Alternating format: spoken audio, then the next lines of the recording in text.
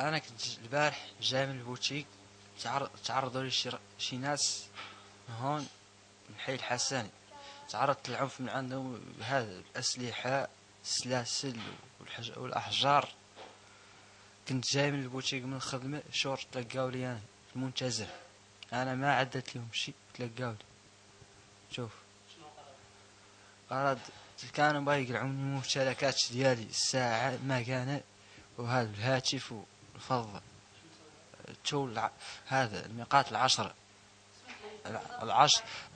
عند شارع الميناء طالع لا جاو تلقاو لي، ما عدت لهم شيء، ما عندي معاهم، ما حتى هذا ما نعرفهم كاع، ما قطيتشتهم كاع، ما نعرف. هما فاش 10 11 شوف فيه الضوء، الناس تشوف فما ياسر من الناس اجتمعت فما، غير ما كاين اللي بغى يتدخل يفك زعما. احنا رانا نطلبوا من الامن، امن ما حضر، الامن ما حضر، طحت انا في الشارع يا غير مش والو امن، انا لا عقبت تخطيت شور الدار وتشوف، وجات لي اسعاف رفدتني من الدار هون.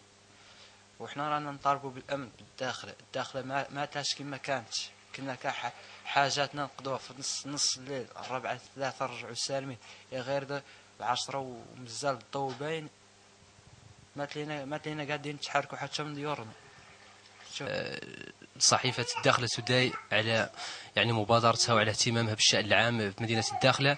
الواقعة اللي حصلت مثلا القريبي البارحة يعني كتحتاج إلى أكثر من وقفة. أولا على أن الوضع الأمني أصبح متردي، وأصبحت حوادث يعني قطاع الطرق والسرقات وغيرها متفشية لدرجة كبيرة. وهنا نسائل يعني الوضع الأمني في المدينة، بحيث ان مثلا انسان في الشارع العام، حتى مثلا ما هو في بلاد اللي هو متمزري وكذا، يتعرض لهذا النوع من الممارسات امام عيون الماره بالاسلحه يعني البيضاء والسلاسل وكذا. فهنا نضع اكثر من علامه استفهام، ونتمنى يعني يكون نوع من التفاعل من طرف الجهات الوصيه في هذا الباب من الاشياء اللي يعني لا يتفاقم الوضع ولا تزيد على حدها الى استمر يعني مسلسل اللامبالاه اللي هو خالق ضريك. نعم، مع الشكر.